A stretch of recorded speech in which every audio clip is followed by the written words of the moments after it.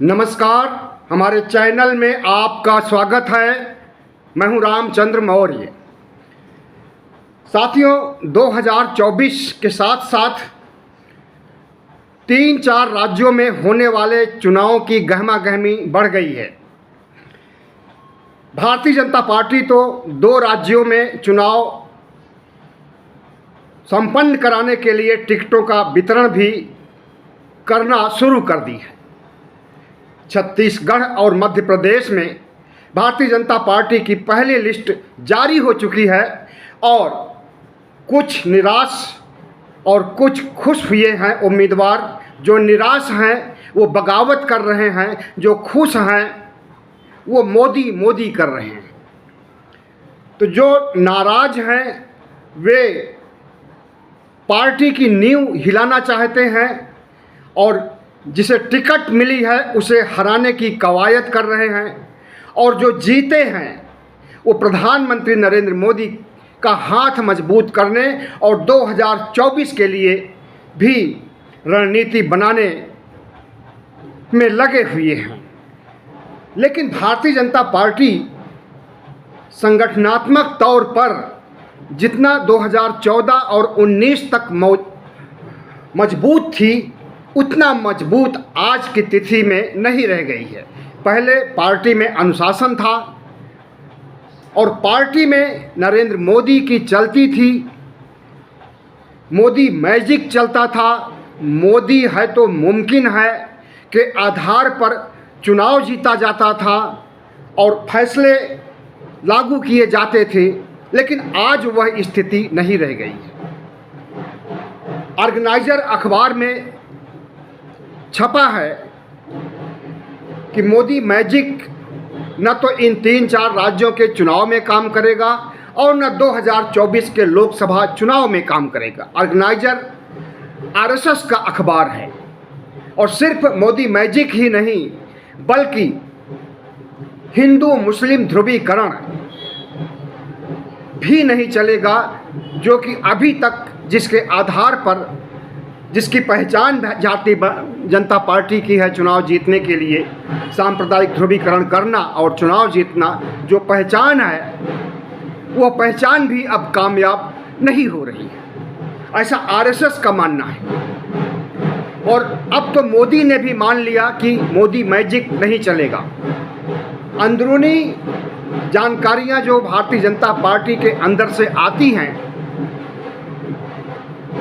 वहाँ से पता चल रहा है कि प्रधानमंत्री नरेंद्र मोदी का आत्मविश्वास डिग गया है, आत्मविश्वास खो रहे हैं। उसकी वजह क्या हो सकती है?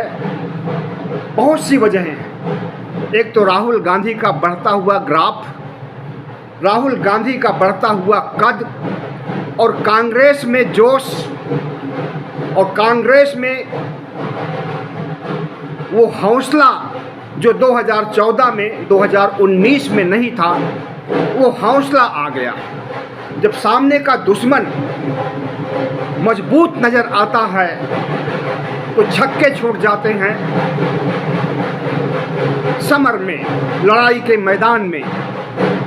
और जो तथाकथित रूप से अपने को मानता रहा विश्व गुरु और अपने को मानता रहा भारत ही नहीं दुनिया का सबसे बड़ा नेता, आज वो बैकफुट पर आ गया है।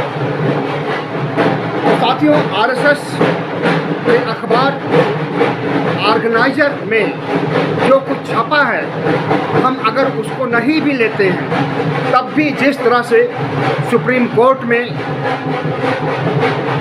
कई ऐसे मुकदमे विचाराधीन हैं जिसके आधार पर प्रधानमंत्री नरेंद्र मोदी की छीछा लेदर हो सकती है। उसमें सबसे पहला मुकदमा तो है धारा 370 की वापसी।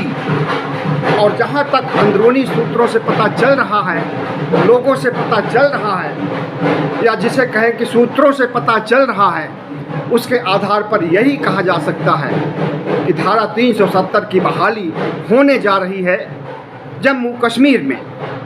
2019 से अब तक वहाँ राष्ट्रपति शासन ही चल रहा है। अगर प्रधानमंत्री नरेंद्र मोदी चाहते तो चुनाव भी करा सकते थे, लेकिन चुनाव भी नहीं हुआ और मामला सुप्रीम कोर्ट में चला गया और सुप्रीम कोर्ट में सुनवाई बहुत तेज़ी से चल रही है।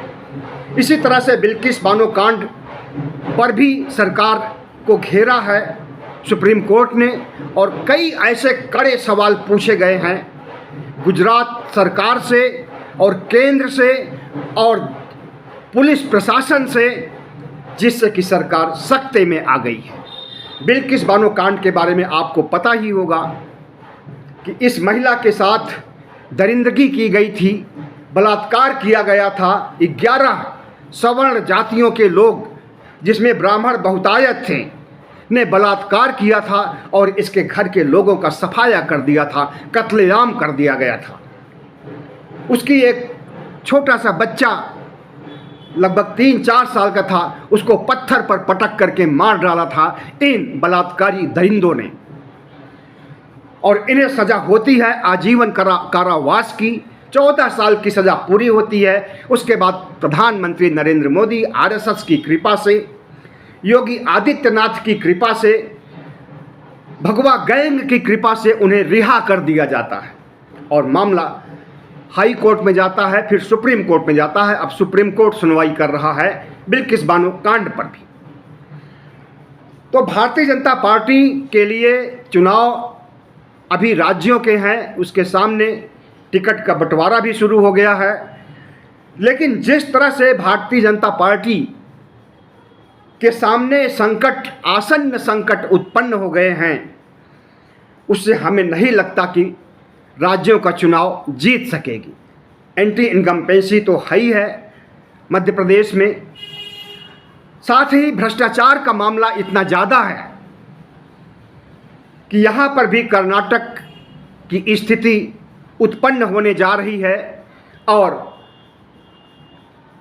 मध्य प्रदेश भी भारतीय जनता पार्टी के हाथ से जाने वाला है। हालांकि ये चोरी की सरकार है। 2018 में यहाँ पर कांग्रेस की जीत हुई थी, लेकिन सिंधिया को पटा करके, विधायकों की खरीद फरोख्त करके 1.5 साल बाद ही भारतीय जनता पार्टी यहाँ शासन में आ जाती है और मामा को मुख्यमंत्री बनाया जाता है। मामा से भी अच्छे संबंध नहीं है भारतीय जनता पार्टी के वरिष्ठ नेताओं के। मोदी और शाह के संबंध शिवराज सिंह चौहान से नहीं है अच्छे, वसुंधरा राजे से नहीं है, जो कि राजस्थान की मुख्यमंत्री रह चुकी हैं और राजस्थान की सबसे कद्दावर नेता हैं। छत्तीसगढ़ के पूर्व मुख्यमंत्री रमन सिंह से भी मोदी जी की नहीं बनती है। क्यों नहीं बनती है? इन 3 राज्यों के छत्रपों से। इसकी भी एक वजह है। वजह ये है कि ये लंबे समय तक मध्य प्रदेश, राजस्थान और छत्तीसगढ़ में शासन कर चुके हैं और मोदी जी को डर है कि इनका कद कहीं इतना बड़ा न हो जाए कि वे हमें आकर के चुनौती दें। जिस तरह से 3 टर्म पूरे करने के बाद गुजरात से मोदी जी को बुलाया गया था, उस समय के पार्टी के प्रमुख लाल कृष्ण आडवाणी ने इन्हें बुलाया था। उसी तरह से डर है कि कहीं ऐसा ना हो कि मोदी का विकल्प, ये तीनों राज्य के धुरंधर मोदी का विकल्प बन जाएं। और नरेंद्र मोदी चाहते हैं कि जब तक उनके अंदर कुवत है, ताकत है, तब तक वे प्रधानमंत्री बने रहें और उसके बाद राजपाट का काम अमित शाह को सौंप दिया जाए। न वे योगी को पसंद करते हैं, न शिवराज सिंह चौहान को, न वसुंधरा राजे को, न रमन सिंह को। जितने भी छत्रप हैं, जो Bharatiya Janata party double engine की सरकार रह चुकी या डबल इंजन की सरकार चल रही है, वहाँ के मुख्यमंत्री हैं प्रधानमंत्री नरेंद्र मोदी, किसी पर विश्वास नहीं करते और टिकट बंटवारे में भी उनका सहयोग नहीं लिया जा रहा है। अभी कल राजस्थान की सीट, कुछ चुनाव सीटों के लिए छत्तीसगढ़ और मध्य प्रदेश में टिकटों का बंटवारा हुआ। मध्य प्रदेश की 39 सीटों और छत्तीसगढ़ की 21 सीटों के लिए चुनाव प्रत्याशियों का चयन किया गया। इसमें न तो रमन सिंह से सहमति ली गई और न मामा शिवराज सिंह चौहान से कोई सहमति ली गई। राजस्थान में अभी उम्मीदवारों की घोषणा नहीं की गई है, लेकिन राजस्थान के लिए कमेटी बनाई गई है। पहली कमेटी है संकल्प पत्र तैयार करने, चुनावी घोषणा पत्र तैयार करने की कमेटी, और दूसरा है चुनाव अभियान चलाने, चुनाव जीतने की रणनीति बनाने वाली कमेटी। इन दोनों कमेटियों में वसुंधरा राजे का नाम नहीं है, और वसुंधरा राजे मध्य प्रदेश राजस्थान की सबसे कद्दावर नेता हैं। तो जाहिर है कि अशोक गहलोत के लिए उर्वर भूमि तैयार कर रहे हैं खुद नरेंद्र मोदी जी, वसुंधरा राजे को कमेटी में न रख करके और वसुंधरा राजे को अहमियत न दे करके। तो जिस तरह से भारतीय जनता पार्टी अपने ही पैरों पर कुल्हाड़ी मार रही है, छत्रपों को साधना चाहिए, उन्हें पुचकार करके, उन्हें मना समझा करके कम से कम चुनाव के माहौल के समय तो खुश रखना चाहिए। लेकिन ऐसा भी कुछ नहीं हो रहा है, ऐसा कुछ भी देखने में नहीं आ रहा है। जिस पर प्रधानमंत्री नरेंद्र मोदी की भ्रिकुटी तन जाती है, उससे वो कभी खुश नहीं होते, उसे बर्बाद करके ही छोड़ते हैं। तो मामा को भी बर्बाद करना चाहते हैं, वसुंधरा राजे को भी बर्बाद करना चाहते हैं, और रमन सिंह को भी बर्बाद करना चाहते हैं। और इस बर्बादी का भयावह असर जो होगा वो कौन झेलेगा? भारतीय जनता पार्टी झेलेगी। प्रधानमंत्री नरेंद्र मोदी के अंदर संगठन की जो शक्ति 2014 से 19 तक थी, वो शक्ति कहीं विलुप्त हो गई है। और प्रधानमंत्री इतने चिड़चिड़े, इतने डरे हुए, इतने अहंकारी और इतने कमज़ोर से हो गए हैं कि अब उन्हें छोटी छोटी बातों पर डर लगने लगता है। किसी गठबंधन का नाम इंडिया हो जाता है तो उससे थर थर काँपने लगते हैं और ऊल जलूल बकने लगते हैं, ऐसा बोलने लगते हैं जो एक प्रधानमंत्री को शोभा नहीं देता है। प्रधानमंत्री पद की मर्यादा तो बहुत पहले ही ये ख़त्म कर चुके हैं।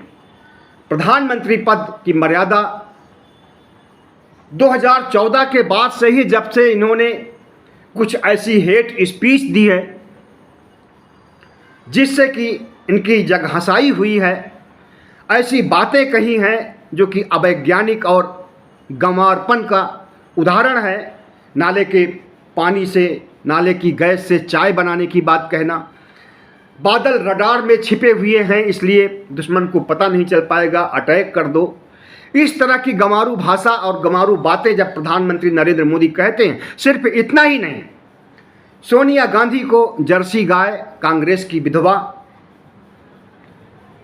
कांग्रेस की एक और नेता रेणुका चौधरी को सुपंखा कहना कि ऐसी हंसी तो सुपंखा हंसती थी रामायण काल में, जैसा वो संसद में हंस रही थी।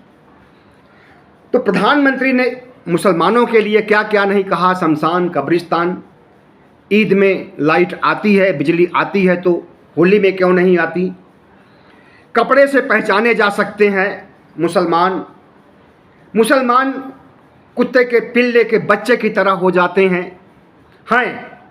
कुत्ते के पिल्ले के बच्चे की तरह हैं, जिन्हें कि कार से कुचल जाने पर कोई गम नहीं होता किसी को। तो इस तरह की बातें एक संवैधानिक पद पर, एक बहुत बड़े पद पर बैठा हुआ व्यक्ति अगर करता है तो उसे गंवार और चौथी पास राजा नहीं कहा जाएगा तो और क्या कहा जाएगा। दिल्ली के मुख्यमंत्री अरविंद केजरीवाल ने चौथी पास राजा की एक कहानी सुनाई थी, वो कहानी नरेंद्र मोदी की ही थी और बहुत सटीक बैठती थी नरेंद्र मोदी के ऊपर। तो प्रधानमंत्री नरेंद्र मोदी लगता है कि अब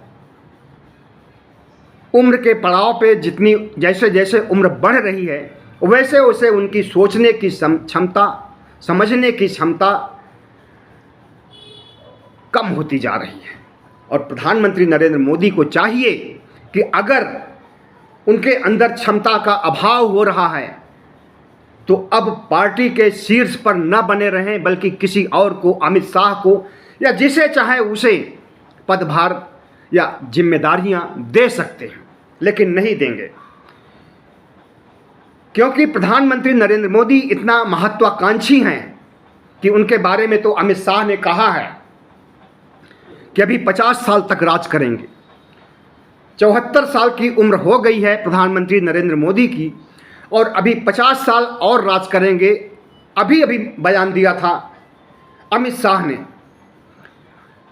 जेपी नड्डा ने भी इसी तरह का बयान दिया था कि प्रधानमंत्री नरेंद्र मोदी को हराने वाला कोई नहीं है और विपक्ष की ज़रूरत ही नहीं है।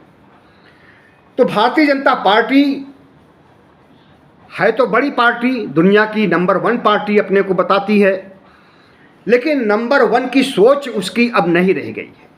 उसकी सोच कहीं तिरोहित हो गई है। अब वो जिस सांप्रदायिक ध्रुवीकरण और जिस मोदी मैजिक पर चुनाव जीतती थी, वह विश्वास आरएसएस को भी हो गया है कि चुनाव नहीं जीत पाएंगे, और वह विश्वास खुद प्रधानमंत्री नरेंद्र मोदी को भी हो गया है। 3-4 राज्यों में जहां चुनाव होने वाला है वहां के सर्वेक्षण आ रहे हैं, तमाम एजेंसियों के सर्वेक्षण आ रहे हैं, जिसमें भारतीय जनता पार्टी को हारते हुए दिखाया जा रहा और कांग्रेस को जीतते हुए दिखाया जा रहा। इन राज्यों में सीधी लड़ाई कांग्रेस और भारतीय जनता पार्टी से है। त्रिकोणीय संघर्ष नहीं है। त्रिकोणीय संघर्ष अगर कहीं है तो वो आंध्र में है और तेलंगाना में है। आंध्र में चंद्रबाबू नायडू एक तरफ होंगे, दूसरी तरफ कांग्रेस होगी और तीसरी तरफ भारतीय जनता पार्टी होगी। तेलंगाना में केसीआर होंगे, कांग्रेस होगी और बीजेपी होगी। बाकी 3 राज्यों में जहां जहां चुनाव होने हैं, छत्तीसगढ़, राजस्थान और मध्य प्रदेश, यहाँ पर कांग्रेस से सीधे टक्कर है। और जब सीधे टक्कर है और आंकड़े इस तरह से आ रहे हैं सर्वे के, और ये सारे सर्वे के आंकड़े गोदी मीडिया के हैं, तो गोदी मीडिया अगर जीतते हुए विपक्ष को दिखा रहा है तो इसका मतलब है कि धरातल पर वही सही है जो दिखा रहा है। और जितना धरातल पर जो स्थिति है उसे अच्छी तरह से नहीं दिखा रहा है, क्योंकि कुछ तो चरण चुंबन करना ही पड़ेगा, चरण बंधन करना ही पड़ेगा। और भारतीय जनता पार्टी के इसलिए कुछ गोदी मीडिया के सर्वे भारतीय जनता पार्टी को भी जीतते हुए दिखा रहे हैं। तो जिस तरह से भारतीय जनता पार्टी में बौखलाहट है, छटपटाहट है और शीर्ष नेतृत्व पर जिस तरह से निराशा का कुहासा है, उसे प्रधानमंत्री नरेंद्र मोदी और अमित शाह की बौखलाहट से महसूस किया जा सकता है। और जिस तरह से सांप्रदायिक उन्माद फैलाने के लिए या भारत को हिंदू राष्ट्र बनाने के लिए संविधान को ख़त्म करने, संविधान को निपटाने की बात चल रही है, इससे भी भारतीय जनता पार्टी का बहुत बड़ा नुकसान होने वाला है। आम आदमी में, आम मतदाताओं में यह संदेश जा रहा है कि भारतीय जनता पार्टी, और वह सही संदेश है कि भारतीय जनता पार्टी संविधान विरोधी है, संविधान को ख़त्म करना चाहती है, लोकतंत्र विरोधी है, लोकतंत्र को ख़त्म करना चाहती है। अगर भारतीय जनता पार्टी किसी की हिमायती है तो वो कारपोरेट घरानों की हिमायती है। आज इस तरह का संदेश जब से राहुल गांधी ने पदयात्रा शुरू की थी और अडानी मुद्दे को उछाला था, उसके बाद से ही ये 3 संदेश मतदाताओं के बीच जा रहे हैं।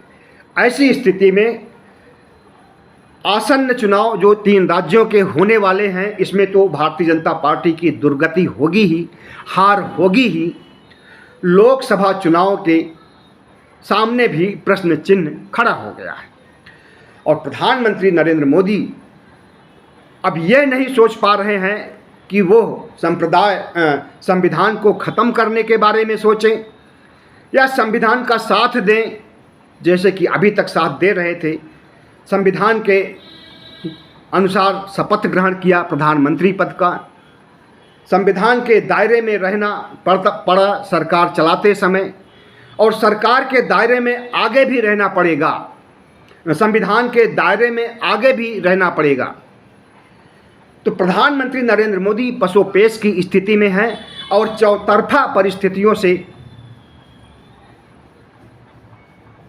घिर गए हैं।